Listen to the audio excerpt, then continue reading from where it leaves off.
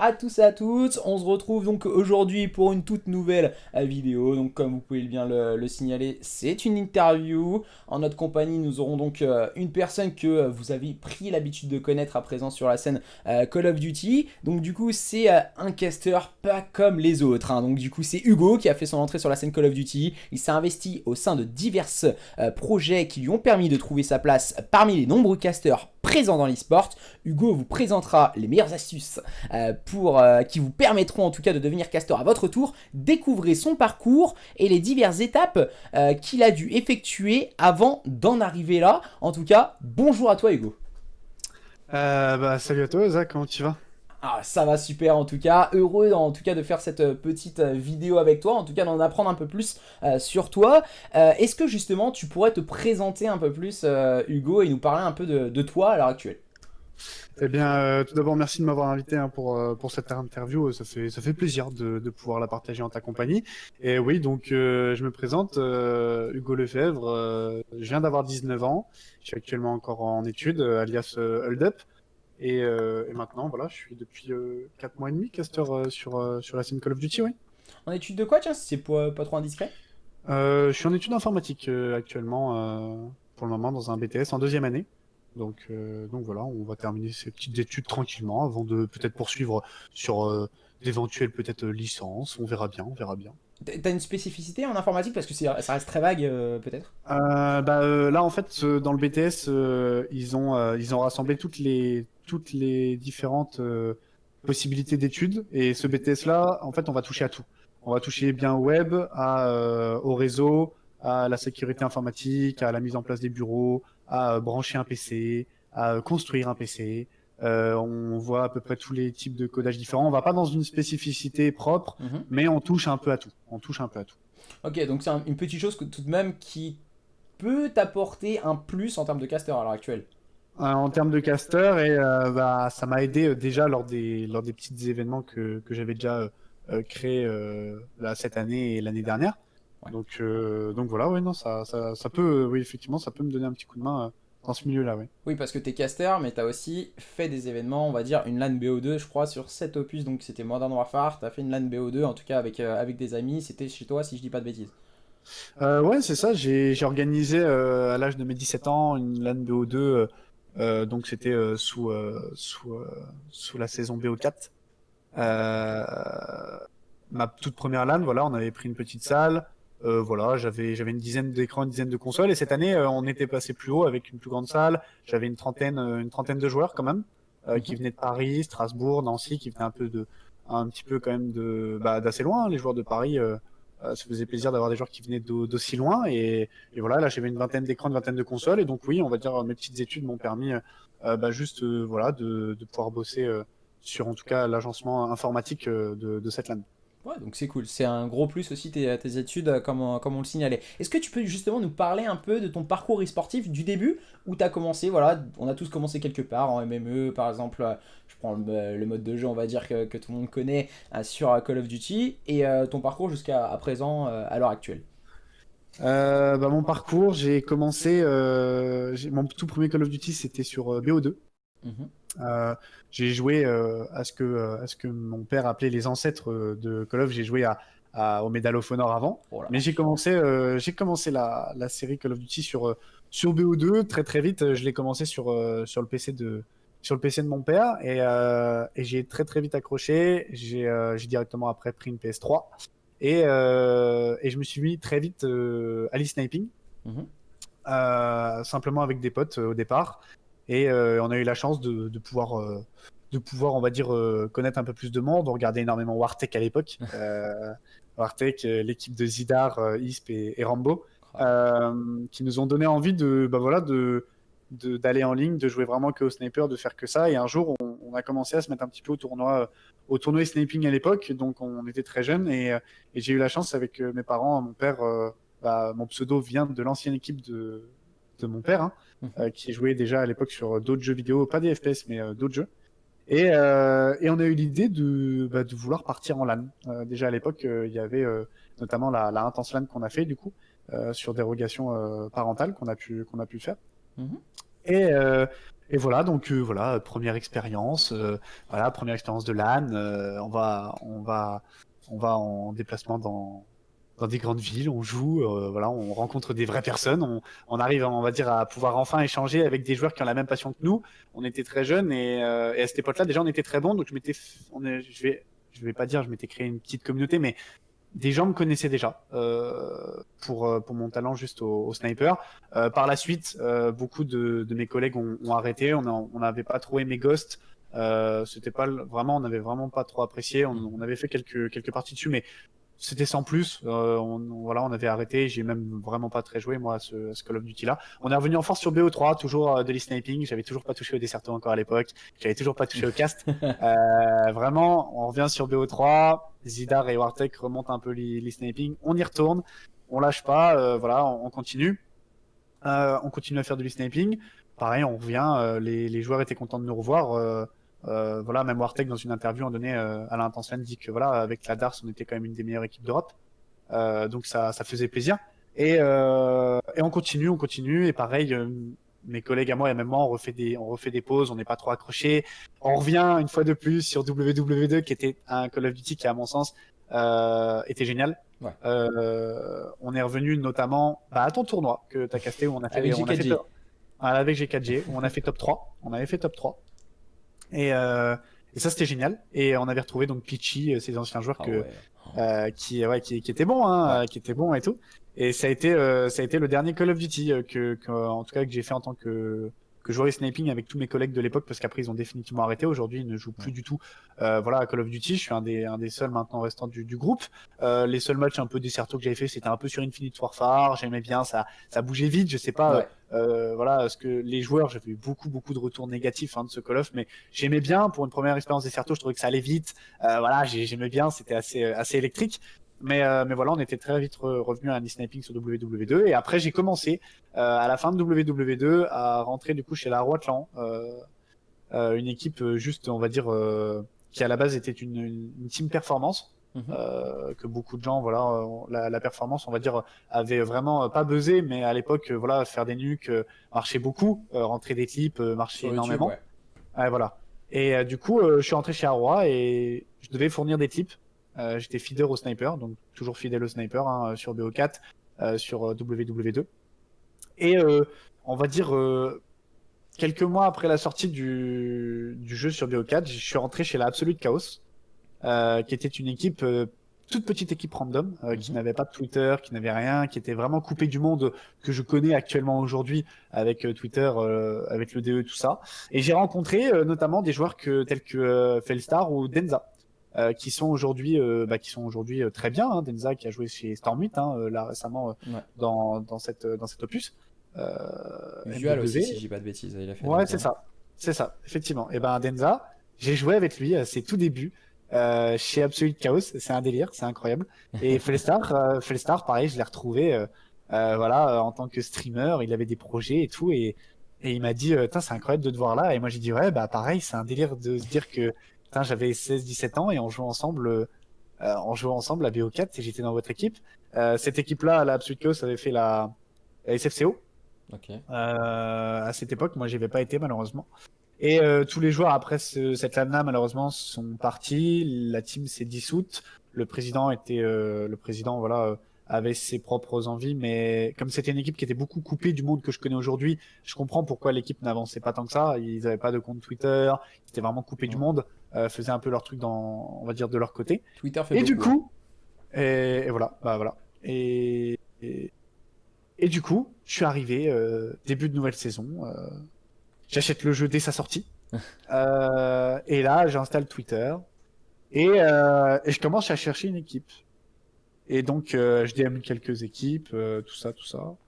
Et je tombe sur Flush.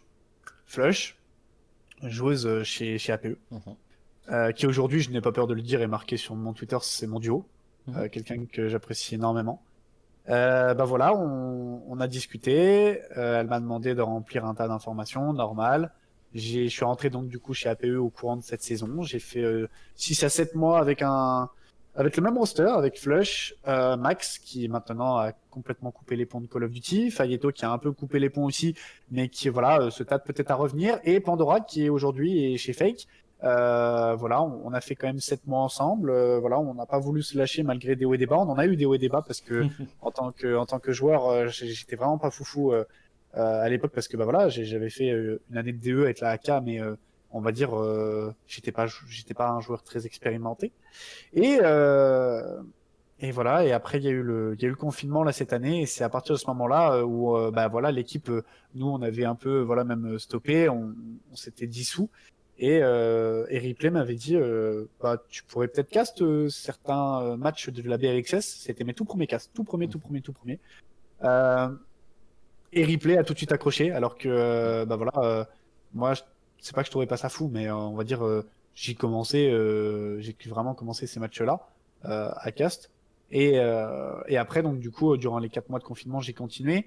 Je considère mes matchs BRXS, on va dire, comme mes premiers casts, parce que les tout premiers casts que j'avais fait, c'était à l'époque bah, de la AK sur BO4 où je commentais leur show match, mais je veux dire, il y avait personne. Il y avait personne qui me regardait parce que bah, la AK était vraiment pas très connue. Et en plus, je me souviens, le bureau était pas, je veux dire, actuellement là où il est chez moi. Et donc j'étais obligé de parfois de parler tout bas.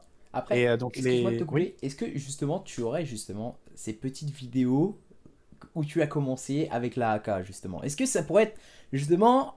Bah, ça fait beaucoup justement là, hein, justement. Non mais voilà, pour voir ouais, l'évolution à l'heure actuelle où tu en es arrivé. Ça pourrait être oui, intéressant de voir l'évolution justement, clairement pour bien les sûr. mettre par exemple sur YouTube ou autre. Bien sûr, bien sûr, bien sûr. Ces vidéos sont présentes sur la chaîne de la Absolute Chaos FR, On mettra qui le lien compte. sur la bio. Pardon? On Ouais, ouais, mettra le lien carrément. en dessous. de la bio. Carrément, qui compte 230 abonnés, si je ne m'abuse. Et il y a des show matchs où la AK jouait et où je castais les matchs BO4. Et c'est pour ça que, eh ben, on va dire récemment, exemple, là, les casts, un show match sur WW2, comme j'ai eu la chance il y a 2 semaines. C'est un Call of Duty que j'ai adoré par-dessus tout, et j'avais pas eu la chance de pouvoir cast des matchs à l'époque parce que je n'y pensais pas. Et puis voilà, je l'avais jamais fait, et honnêtement, ça fait plaisir parce que même BO4, retourner cast des show matchs BO4, je pense que je le ferai à l'avenir. C'est clairement génial parce que pouvoir découvrir, on va dire pouvoir cast un jeu auquel tu n'as jamais eu l'expérience de cast dessus, bah, je trouve que tu redécouvres un jeu. Tu redécouvres toutes les techniques de jeu, voilà, tu redécouvres l'ambiance aussi. C'est vraiment.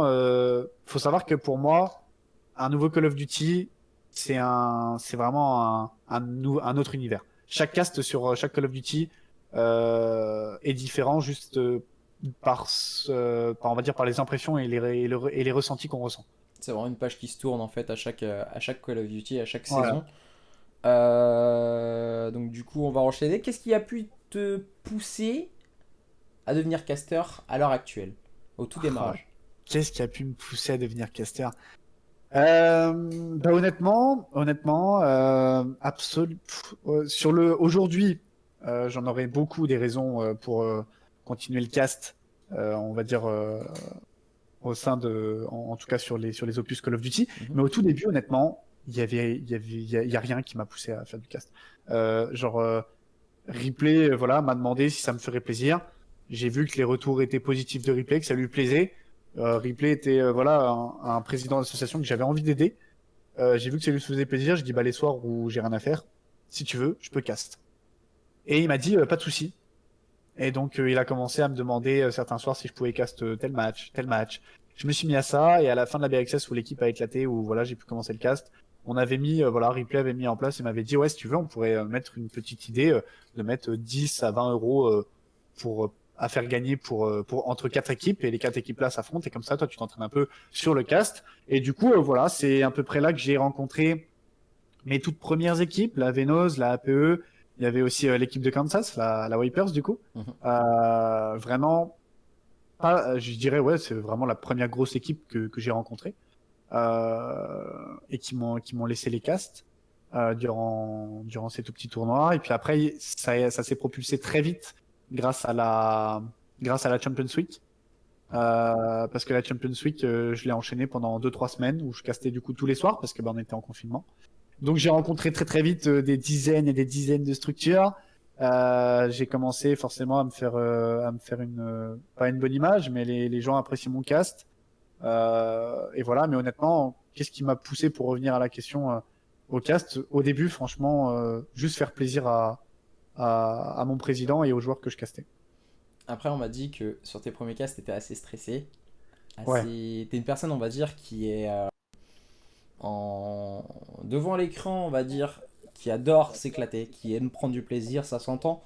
Pourquoi? Par rapport à ta façon de caster, qui est vraiment très démonstrative, on va dire. Et il y a de l'autre côté, il y a l'autre personnalité de Dup qui est en off, qui est une personne très stressée et qui se dit ouais, il faut que je fasse bien les choses, et comment je ouais, pourrais faire pour améliorer les choses et aider les gens. Donc du coup, c'est ça ça. c'est deux facettes en fait de Hold Up et clairement qu'il faut dire à l'heure actuelle, qu'il ne faut pas cacher. Je pense que c'est une des choses les plus importantes.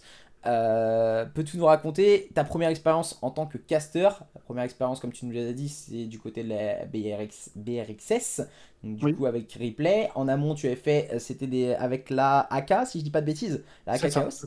Donc du coup, Ouais. est-ce que tu peux nous parler un peu justement de ce premier moment? Donc du coup, c'était sur BO4, si je dis pas de bêtises. Oui, les tout premiers, alors à moins que j'en ai vraiment perdu des souvenirs, mais dans mes souvenirs à moi, la rapidité du cast était déjà là. Mhm. Euh, j'avais une de ces envies d'enchaîner, de hurler quand il y avait une action. On va dire que j'avais quand même beaucoup regardé des casts avant et j'en avais jamais vraiment fait, mais on va dire que l'avantage c'est que genre, oui, effectivement, quand je caste pour moi, je suis moins stressé que quand je caste, exemple, pour une équipe, pour quelqu'un, pour un tournoi, pour un événement. Pourquoi? Parce que pour moi, mon cast ne devient plus euh, que pour moi. Il devient pour, je veux dire, il apporte quelque chose à un événement. Mhm. Je viens porter mon aide à un événement. Et le problème, c'est que, voilà, je veux que ce soit bien fait. Je veux dire, c'est normal. À mon sens, c'est normal. Et forcément, du coup, le stress monte un peu plus parce que on veut que ce soit bien fait, on veut que les gens soient contents du travail qu'on propose. Mais du coup, qu'est-ce que j'ai de ces premières impressions? Beaucoup de stress forcément parce qu'on se met un peu dedans. Après, j'étais pas sous des grands feux de projecteur, on va dire à l'époque, donc à la BRXS énormément stressé. Mais sous la AK pas vraiment.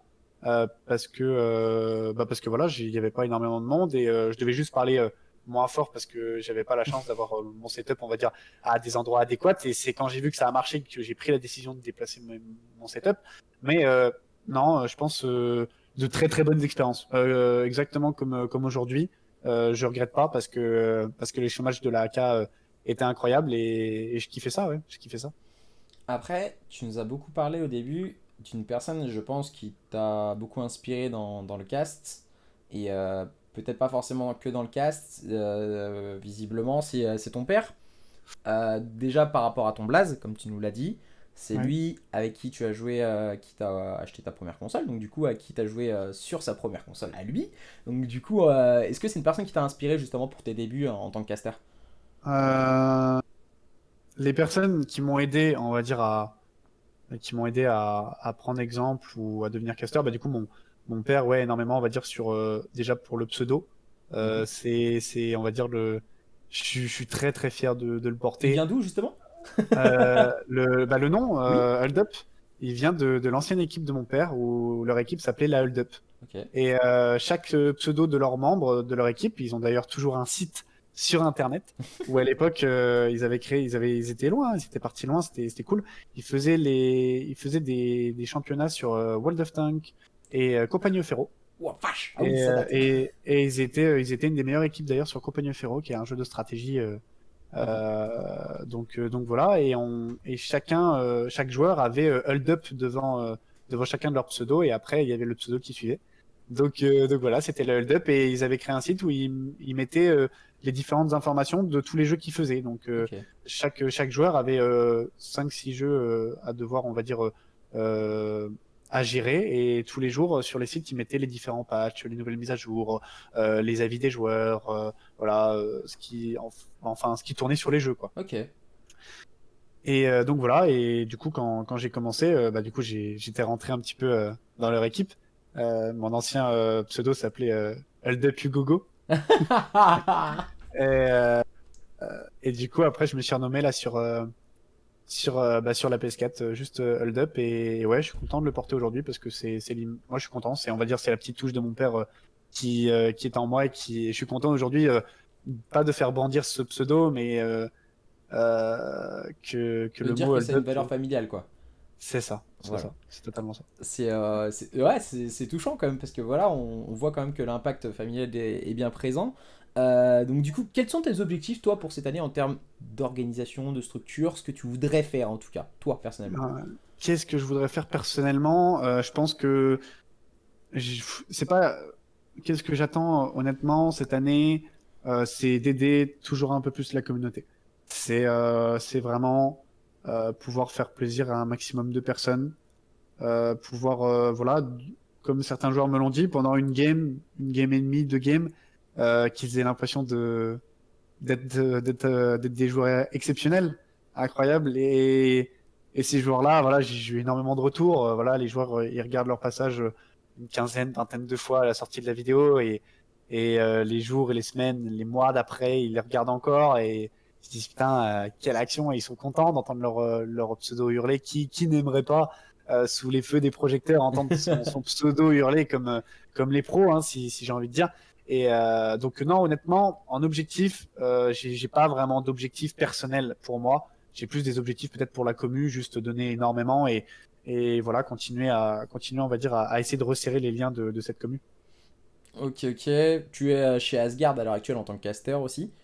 Donc du coup, c'est important aussi de travailler avec une organisation à l'heure actuelle, avec Asgard, avec Tom et Enco justement, où tu as pu aller caster dans leur GH. Donc du coup, comme tu le disais, le showmatch il y a 15 jours sur World War 2. Donc du coup, 15 jours au moment où on tourne la vidéo. Donc voilà. Si tu devais te donner des conseils, tiens, voilà, les conseils de Hugo. Non, des conseils du coup qui sont nécessaires en tout cas pour devenir caster. Pour devenir caster, je pense déjà il faut de la passion. Faut de la passion. Il faut aimer cast. Il faut pas le faire pour autre chose. Faut avoir envie de créer les joueurs et je pense que c'est pas ça se ressentira sur le cast à mon sens. Il y a beaucoup de gens qui parlaient des arbitres parfois de matchs NBA et on voit certains arbitres qui sont passionnés par le sport parce que ils ont des réactions parfois et tu vois les arbitres qui sont passionnés et pour moi ça se voit aussi sur un cast. Pour moi quand je vois un joueur qui fait de -3, -4, je suis hyper content, je suis à fond dedans, c'est normal. Donc moi je pense en premier lieu de la passion et, euh, et après en deuxième lieu, pas avoir peur de s'assumer dans le sens où ton cast il s'améliorera toujours, il sera jamais parfait. Euh, mais faut pas avoir peur de se lancer. Après là-dessus, c'est pas que j'ai eu beaucoup de chance, mais quand je disais les personnes du coup autres mon père qui m'ont inspiré, du coup je regardais beaucoup Zankyo et Domingo donc à l'ancienne, qui étaient les deux Ok. casteurs que je regardais à l'ancienne, mais récemment il y avait pendant des années il y a eu toi Oza. Il y a eu pendant de longues années j'ai regardé Ozari, mesdames et messieurs, parce que voilà c'était le casteur que je connaissais sur la scène. On va dire Oza, voilà, c'est le seul casteur que je regardais vraiment sur YouTube. J'étais pas vraiment Twitch. J'ai jamais été très Twitch, même Mm. aujourd'hui. Donc je regardais beaucoup les rediffusions de YouTube. Et voilà, je regardais tout le temps voilà, les différents matchs. Donc oui, Oza a été en plus un exemple pour moi. Mais voilà, juste pas avoir peur de se lancer. Mais comme je disais, j'ai eu pas une grande chance, mais je pourrais même pas dire comment je l'ai appris parce que j'ai commencé à cast. J'avais beaucoup de bases sans le vouloir. Ok, ok. Donc du coup, essayer de regarder beaucoup de visuels. Bah, là, à l'heure actuelle, comme tu disais, beaucoup de passion, beaucoup de visuels et beaucoup d'envie, en gros. C'est un peu le récap des choses que tu nous as citées. C'est ça. À l'heure actuelle, quel logiciel matériel, en tout cas, faudrait pour être caster? À l'heure actuelle, en tout cas, pour toi, ce que tu utilises ou ce qu'il faudrait? Pour moi, alors moi j'utilise donc Streamlabs. J'utilise un HDPVR 2 en tant que boîtier d'acquisition. J'utilise du coup ce boîtier d'acquisition avec un splitter. J'ai pour l'instant un double écran et pour l'instant voilà on se met dedans, mais pour moi un caster voilà genre je le sais hein, moi il me faudra encore du matériel, il me faudra un bon micro. Je pense cette année je pense prendre le jeu peut-être sur console et sur PC parce que l'image sur PC rend quand même mieux et aujourd'hui avec le cross-platform c'est quand même un atout pour nous les casters de pouvoir maintenant diffuser directement une image depuis un PC pardon, avec une image beaucoup plus nette, beaucoup plus détaillée, beaucoup plus appréciable à regarder. Donc voilà, c'est ce que je conseillerais. Je pense surtout un bon micro et forcément une bonne image, une bonne qualité d'image, je pense. Ok, d'accord. Je suppose aussi que tu t'exerçais. Tu t'exerçais à caster ou pas, justement? Parce qu'au final, il y en a, ça se trouve, ils aimeraient bien se lancer. Ils se disent, ouais, mais t'as vu mon élocution, elle pue du cul, clairement. Est-ce que justement, tu t'es exercé toi devant un miroir? Je sais pas, il y en a plein qui Eh font des exercices de ben, vocalise ou autre. justement, c'est ce que je disais tout à l'heure, c'est pas un problème, mais quand on me demande des conseils, bah, je suis pas capable de répondre parce que honnêtement, je me suis jamais entraîné en off. Je ne me suis jamais entraîné en off. Je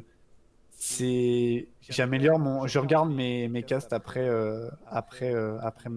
avoir live tout simplement pour voir voilà les petites erreurs que j'ai faites, mais je ne me suis jamais entraîné à côté. C'est pour ça que c'est incroyable et c'est fou parce que je suis pas capable de dire comment j'ai obtenu je dirais pas ce talent inné, mais comment j'ai eu directement des bons réflexes ou la façon de parler ou la rapidité ou je pourrais pas dire parce que je me suis vraiment jamais entraîné en off. Aujourd'hui, toute ma progression est disponible sur la AK, puis après du coup sur ma chaîne personnelle à moi. Tout est vraiment, toute l'évolution est là. Je me suis jamais entraîné en off. Ok, donc du coup on pourra suivre tout aussi sur YouTube, j'espère, en tout cas toutes ces saisons, parce que je sais que tu es parti sur Twitch aussi. Donc du coup on reverra de toute façon toutes les rediffusions de cast de LDAPJ, on vous mettra le lien bien sûr dans la description. Si tu devais donner un seul conseil à quelqu'un qui devrait devenir caster, ça serait quoi? Le conseil qui pourrait être les mots d'Hold c'est quoi un conseil? Un conseil. Hmm, Laisse-moi réfléchir. Un conseil que je pourrais donner, si tu veux devenir caster, euh, ouais, c'est s'assumer. C'est S'assumer? s'assumer. Ouais, je pense. Parce que les gens jugent vite. Moi, j'ai vu des casters hein, qui ont commencé, qui ont été éteints par la communauté parce que le cast n'était pas était jugé mauvais. Et pour moi, il faut persévérer. Pour moi, il faut persévérer, c'est sûr. On commence pas tous avec un avantage, j'en suis conscient. Ce que j'ai eu, c'est une grande chance. Mais certains casters, pour moi, faut rien lâcher, faut continuer malgré peut-être les critiques, malgré tout ce qu'on peut recevoir de négatif. Faut rien lâcher et comme je disais, beaucoup de passion et ouais, et s'assumer et pas avoir peur de montrer, on va dire peut-être sa touche de personnalité dans son cast, parce que pour moi, chaque caster a sa petite touche à lui. C'est vrai, je m'en souviens parce qu'au début on en avait parlé. Je m'en souviens au tout début quand j'ai fait ta connaissance et que tu démarrais justement avec la BRXS. Tu m'avais dit, je m'en souviens hein, quasiment des premiers mots, tu m'avais quasiment dit, ouais, il y a une personne qui parle mal en termes de cast sur moi et tout, est-ce que tu as des conseils à me donner?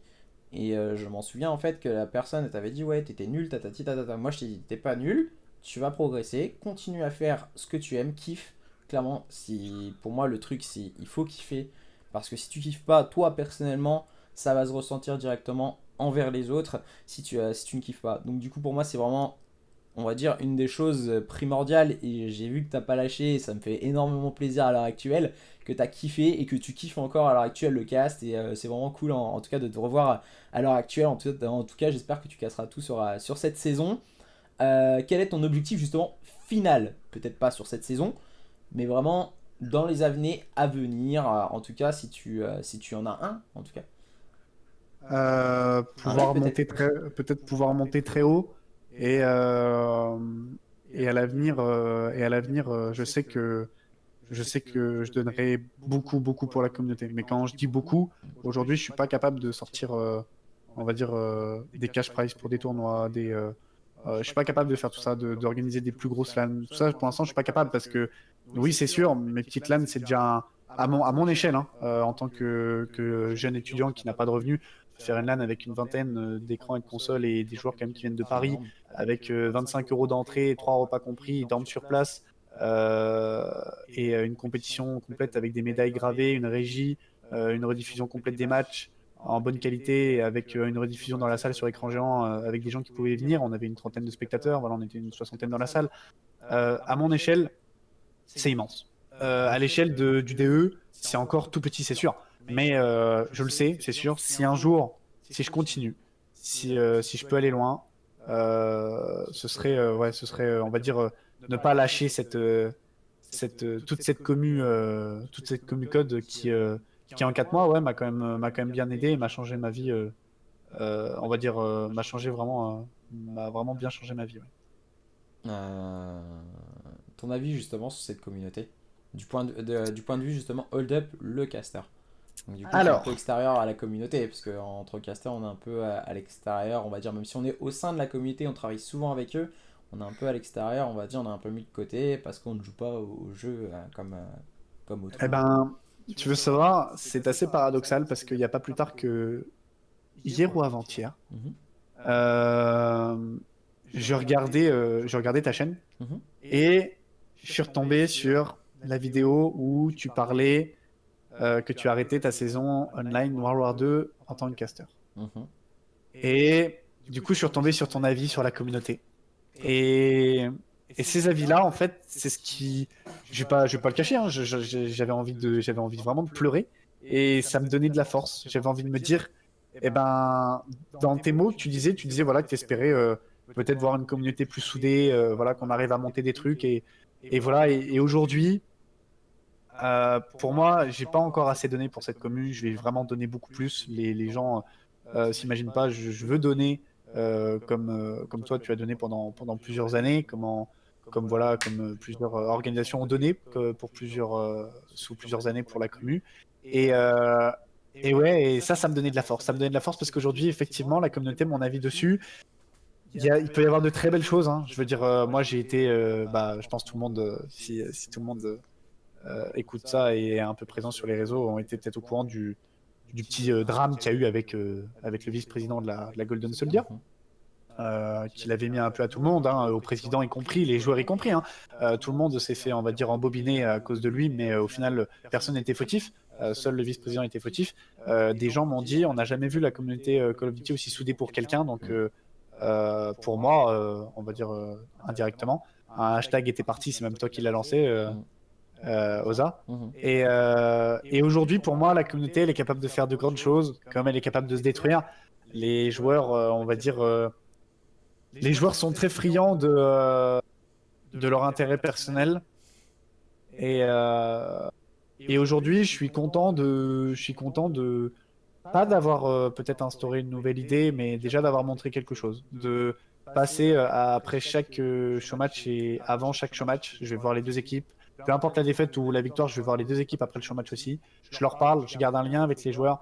Et là, mes derniers show match là, sur MW, les équipes, elles rigolent dans le salon avant le match, elles déconnent après le match. Et ça, c'est des choses que je n'ai pas vues au début de mes casts, hein, sur MW. Les équipes étaient sur Twitter, je voyais des équipes qui s'insultaient, Ouais. ça se crachait beaucoup dessus. On va dire, voilà, ça joue vraiment ça se joue vraiment à qui a la plus grosse, on va dire, dans le DE. Les associations sont pas, voilà, s'entraident pas tout assez, à mon sens. Mais voilà, pour moi, il y a du pour et du contre parce qu'il y a des bonnes choses que j'ai vues cette année qui, pour moi, s'il y a des personnes qui s'en donnent les moyens, et je vais m'en donner les moyens, s'il y a des personnes qui essaient de monter des choses pour la communauté, eh ben, ça peut changer. Il peut y avoir des améliorations, mais c'est sûr qu'aujourd'hui, je pense qu'il y a plus un intérêt, on va dire, personnel. Il n'y a plus ce collectif que j'ai connu. Je l'ai connu, cet esprit collectif à l'époque de BO2, avec les LAN sniping, les gens qui organisaient des LAN sniping, il y en avait Tout le temps. beaucoup plus qu'à l'époque. Il y en avait tout Voilà, le il y en temps. avait tout le temps, des petites LAN, il y en avait tout le temps, et il y avait pas de recherche de profit, il n'y avait pas de recherche de quelque chose. Non. Les gens, on va dire, n'avaient pas peur de faire comme moi, de mettre des sommes astronomiques et de parfois se retrouver dans le rouge. financièrement pour faire plaisir à des gens, pour que les gens ils sortent de la LAN, comme moi à l'époque, quand j'avais 12-13 ans, sortir de la LAN et dire à mes parents, j'ai passé un week-end euh, indescriptible. T'as joué combien de matchs? Deux. Winner, loser. Mais j'ai kiffé. Non mais genre, non honnêtement c'est cette sensation de rentrer et d'avoir été content de son week-end parce que c'était incroyable. Bah ouais, il y a plus cet esprit-là. Quand les joueurs se déplacent en LAN, ça coûte vraiment cher maintenant aux équipes, donc tout le monde ne peut pas se permettre de le faire. C'est pour ça que mes deux LAN que j'ai organisés, bah, il y avait pas beaucoup. Il y avait un joueur du DE qui est venu, mais il n'y a aucun joueur du DE qui était présent. Pourquoi? Parce que je voulais pouvoir faire vivre cette expérience-là à des joueurs lambda, des joueurs multi qui rêvaient de faire des LAN, qui on va dire, n'avaient pas la chance de pouvoir s'acheter des scuffs, de s'acheter un bel écran, de vouloir, on va dire, des joueurs qui n'avaient pas envie de percer sur Call of Duty et qui étaient juste fans des jeux vidéo, de cette passion qu'on avait en commun.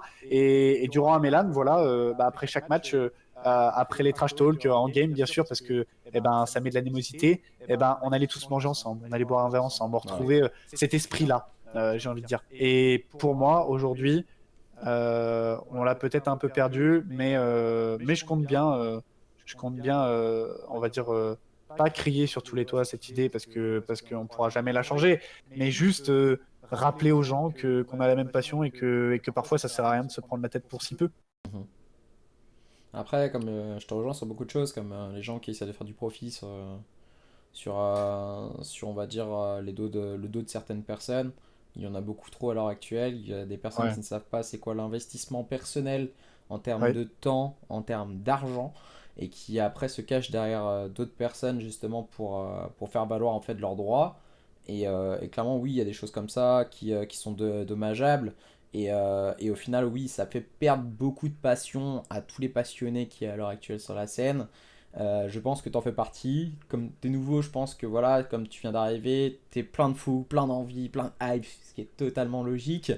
Après, clairement, les joueurs aussi cherchent énormément le profit à l'heure actuelle. Les organisations qui les encadrent cherchent également le profit par le biais, on va dire, de la visibilité qu'ils peuvent gagner.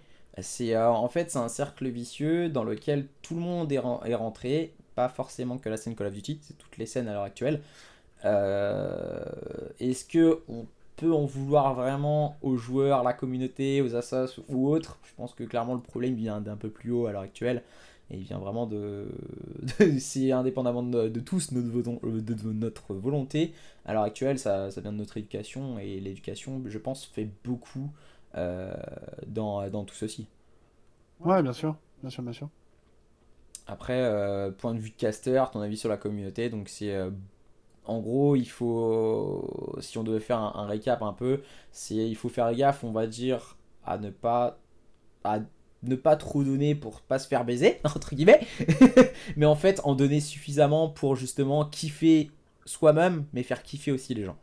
C'est ça à peu près si on devait faire un petit Ouais, récap. c'est ça. Je préférerais largement manger des pâtes ou juste boire de l'eau pendant plusieurs jours, mais si j'avais la capacité de pouvoir donner, on va dire, des sensations que moi j'ai vécues à l'époque de BO2 à des joueurs qui le méritent, hein, notamment, voilà, j'ai pas peur non plus de le dire ouvertement. Là, pendant toutes ces 4 mois où j'étais caster, 4-5 mois, j'ai donné du soutien à des équipes qui avaient une mentalité incroyable, qui malgré la défaite n'allait pas rager, voilà, on va dire continuer à avancer, rester ensemble. Il y a le roster de la FDA avec Delta et Ghost. Après, il y a eu le roster TFME Spirit.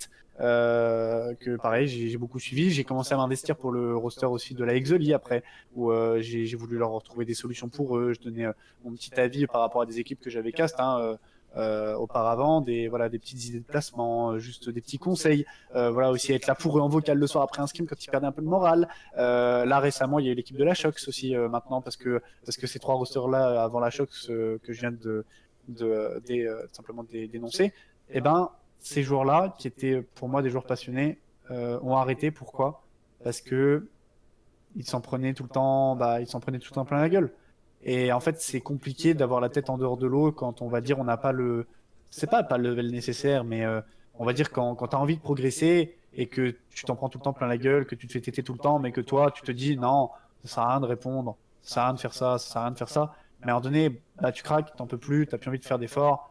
Et à un moment donné, bah, tu regardes la communauté et tu dis, bah, c'est bon, moi je me casse de Call of Duty et je m'en vais. Il y a un énorme, il y a un énorme jeu d'image. Mm. Si un joueur en showmatch ou même en mix va jouer de telle manière, va prendre un kill de telle manière, va, je ne sais pas, moi en showmatch être en négatif tout le temps, il va y avoir une image qui va se créer, c'est incroyable, hein, Mm. une image qui va se créer de ce joueur-là. Et si ce joueur-là n'arrive pas à mieux relever son image, eh ben, il va être fiché. C'est ça. Plus aucune équipe ne va vouloir juste même le tester, et tu en parlais hein, tu en parlais dans ta vidéo Mm. World War 2. Les tests aujourd'hui, je me rappelle, hein, puisque je t'ai vu, je te regardais, et j'étais vraiment pas scotché, mais genre vraiment, ça m'intéressait à mort. Et à cette époque-là, je sais pas mettre un commentaire sous les vidéos ou quoi, parce que bah, pour moi, c'était quand même un exemple. Mais voilà, tu disais aujourd'hui, les tests pour un joueur, c'est un ou deux matchs, même pas, c'est une partie en ligne, et C'est si ça. le mec il est pas en positif, ça dégage. C'est ça. Et en fait, du coup, bah, voilà, il y a des joueurs que je connais de l'année dernière, que j'ai cast, des équipes que j'ai cast, bah, des joueurs qui sont partis de la communauté Call of Duty, qui sont partis sur d'autres jeux, CSGO, Rocket League. Pourquoi? Parce que bah, leur image avait été salie alors ils continuaient d'en vouloir, ils continuaient d'avoir la passion. Et il y a même aujourd'hui des structures, hein. Il y a des structures qui aujourd'hui ont une réputation, une mauvaise réputation, Mm. vraiment une mauvaise réputation, et qui lors de mes show matchs bah voilà, parfois, je me souviens quand il y avait eu des dramas concernant certaines équipes, quand je devais cast cette équipe-là en particulier le soir même, eh ben, je recevais des messages, ah oui, tu vas vraiment cast cette équipe-là, tu te rends pas compte et tout. Et moi, c'est pas que ça me choquait, mais je disais, waouh, faut faire très attention en fait, parce que dans ce milieu-là, ça parle énormément et on te fait vite, on peut vite te faire monter comme on peut vite te faire descendre. C'est ça. Je suis totalement d'accord avec toi. Après, les gens, ils parlent beaucoup, beaucoup, beaucoup. Arrivé en face, il y en a très peu qui parlent, qui s'expriment, qui disent clairement les choses. Et on va dire, je vais être méchant, mais en fait, sur les réseaux sociaux, rendent cons les gens à l'heure actuelle. Et c'est clairement dommage parce que, voilà, caché derrière un écran, c'est bien facile de parler. En face, ça te brosse le dos, ça te brosse dans le sens du poil, etc., etc. Mais derrière les écrans, c'est bien facile de parler en tout cas. Mais voilà, bah, après, ça reste, on va dire, partout pareil. Ce qui est dommageable aussi, c'est que beaucoup de personnes, comme tu le disais, euh, on va dire, sont mis un peu de côté parce qu'au final, ils font pas les mêmes scores que des mecs peut-être qui sont plus forts qu'eux. Après, peut-être essayer de jouer avec des plus petites équipes ou autre, vraiment jouer pour la passion, tu vois, comme on le signalait, la passion est clairement importante. Et après, voilà, c'est dommageable parce que voilà, c'est toutes ces personnes-là, on va dire, toutes ces petites personnes, c'est ces personnes-là à l'heure actuelle qui font vivre la scène Call of Duty, que ce soit française ou mondiale, parce que des pros, il y en a 200 dans le monde sur Call of Duty. Il y a je mettrai des petits guillemets, pour des joueurs rémunérés, considérés comme professionnels, même si là, à l'heure actuelle, ce sont des joueurs rémunérés avec un contrat de travail.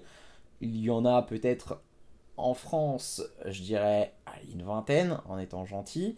Le reste, ça reste que de l'amateur. Bon niveau, bas niveau, ça reste des amateurs, donc des passionnés, des personnes qui jouent derrière leurs écrans, plus ou moins fort, peu importe leur niveau. Et là, à l'heure actuelle, on va dire, ces personnes-là, on va dire, qui s'amusent beaucoup à se tirer dans les pattes. Et surtout les personnes, on va dire, qui sont meilleures. Il n'y a plus cette passion-là de tirer vers, on va dire, ces personnes, les personnes les plus faibles vers le haut. On préfère leur mettre la tête sous l'eau et les enfoncer clairement, et jusqu'au moment où, bah, comme tu le signalais, ils craquent et ils quittent la scène Call of Duty. Et c'est dommage parce que c'est pour ça qu'à l'heure actuelle, ça ne fonctionne plus. Bah, ça fonctionne beaucoup moins bien qu'à l'époque, la grande époque, on va dire BO2. C'est ça. Donc, C'est ça, c'est ça. donc voilà, Hugo, est-ce que tu aurais rajouté quelques petites choses sur toi ou pour terminer cette petite interview?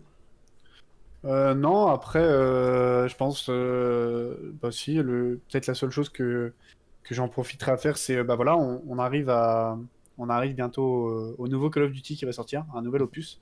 Et, euh, et si je tenais à dire à toutes les personnes qui passeront encore jusqu'à la fin de cette interview, voilà, je tenais quand même à remercier la communauté, même si là on vient beaucoup de la critiquer, hein, c'est vrai, Mm. je n'oublie pas tout ce que vous avez fait pour moi.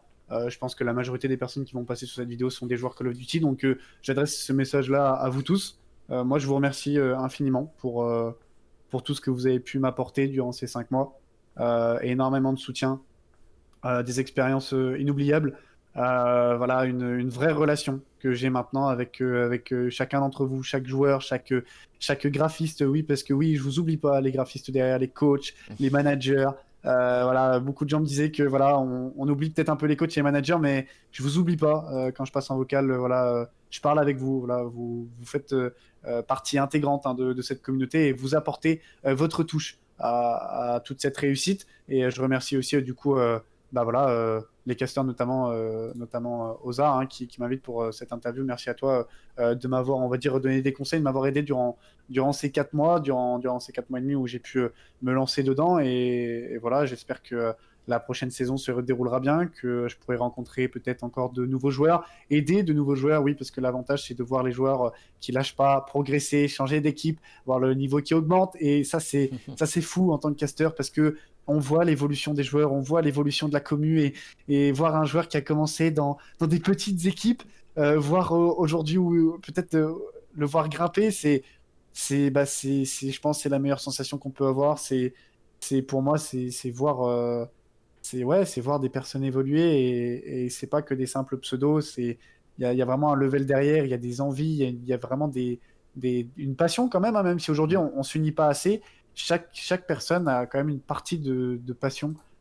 Du coup, sur la scène de la Call of Duty pour le jeu, pour ce qu'il a envie de montrer, pour ce qu'il a envie de démontrer, pour ce qu'il a envie de faire. Voilà. Et aujourd'hui, ouais, je tenais quand même à tous vous remercier, et j'espère pouvoir un jour peut-être, réaliser de grandes choses pour la communauté en France en tout cas. C'est sur ces belles paroles que donc nous allons terminer cette petite interview de Hugo alias Hold Up. En tout cas, merci à toi d'avoir répondu à ces quelques questions. On va dire, on avait dit de base un petit un quart d'heure, 20 minutes. C'est un peu éternisé, on va dire. On a un peu des pipelettes. Voilà, les casters, on sait bien qu'on raconte notre vie à H24. Donc voilà. En tout cas, merci à tous et à toutes. Juste un petit message pour vous dire on vous aime. Et puis, on se retrouvera très prochainement avec un nouvel invité pour une toute nouvelle interview. Un gros merci à Hold Up. N'hésitez pas à lâcher un petit pouce vert en tout cas. Et n'hésitez pas également à le soutenir sur les réseaux sociaux. Merci à toi Hugo. Et puis bonne soirée. Salut.